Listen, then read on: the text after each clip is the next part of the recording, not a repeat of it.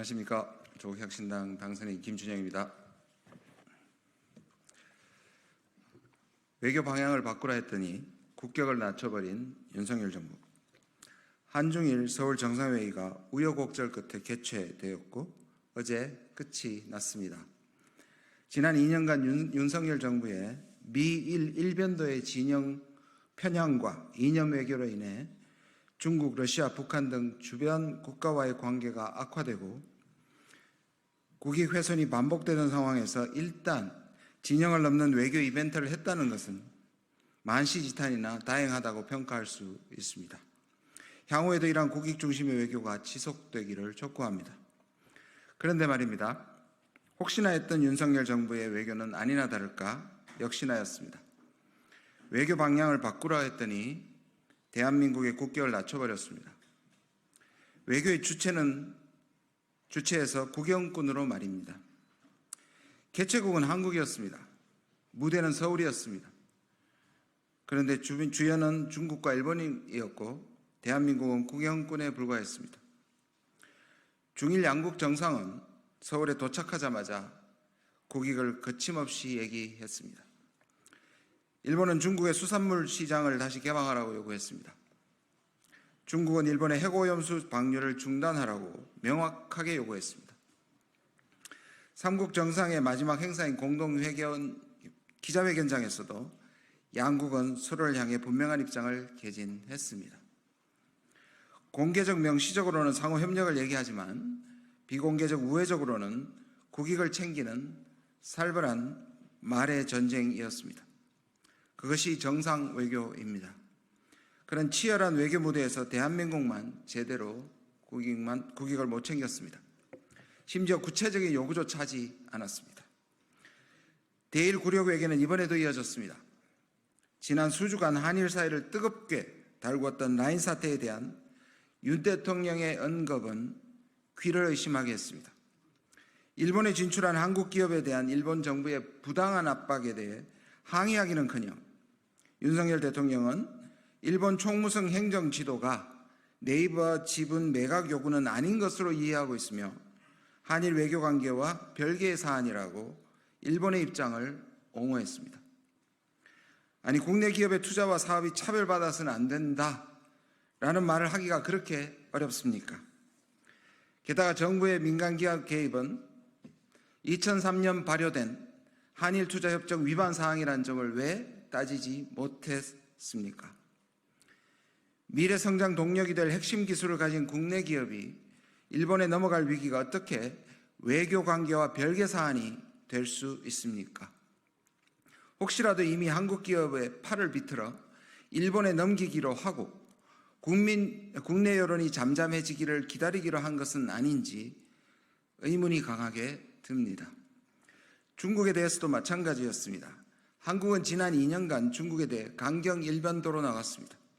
한중 관계는 악화일로였습니다. 중국은 대만 문제에 대한 한국의 명확한 입장을 꾸준히 요구해왔고 이번 삼국 정상회담의 참가와 연동시켰습니다. 미국도 중국에 대해 견제할 때는 무력에 의한 현상 변경 반대란, 즉 중국이 대만의 무력을 사용하지 말라고 경고합니다. 하지만 중국과 협력을 원할 때는 하나의 중국 정책 또는 대만의 독립을 지지하지 않는다는 입장을 명확하게 밝힙니다. 이른바 투트랙을 활용합니다. 그러나 윤석열 정부는 지금까지 오로지 전자만 반복하면서 중국을 자극해왔습니다. 더욱이 하나의 중국 원칙이 한중 수교의 전제 조건임에도 하지 않았습니다. 이렇게 미루다 이번 삼국 정상회담을 앞두고 중국의 압박에 굴복한 것입니까? 그래서 결국 중국 측 발표에는 넣고 한국 측 발표에는 삭제하는 꼼수로 타협했습니까? 이 부분은 정부가 반드시 해명해야 합니다. 처음부터 돌이켜보면 대한민국이 삼국 정상회의의 개최국이자 의장국이라는 것이 무색한 행보를 보여왔습니다. 이번 삼국 정상회의 일정이 처음 알려진 것은 그것도 외교부나 우리 언론이 아니었습니다. 우리는 기시다 총리의 발언을 인용한 일본 언론을 통해서 들었습니다. 정상회담이, 그것도 삼국의 정상회의 개최 날짜를 확정한 것이 불과 개최 전 일주일도 안 됐다는 것은 너무도 이상합니다. 일정 확정은 물론이고 의제 선정에서 주도권을 잃고 말았습니다. 애초에 의제를 좁히지 못했고 개최국으로서의 외교 역량을 발휘하지 못했습니다. 공동성명은 좋은 말의 성찬과 구름 잡는 추상의 향연이었고 구체적 협력 방안은 찾기 힘듭니다.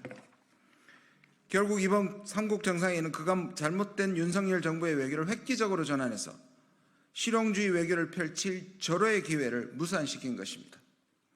일본과 기울어진 운동장을 고칠 계기도 중국과의 관계 복원의 돌파구도 만들지 못한 채 끝나버렸습니다.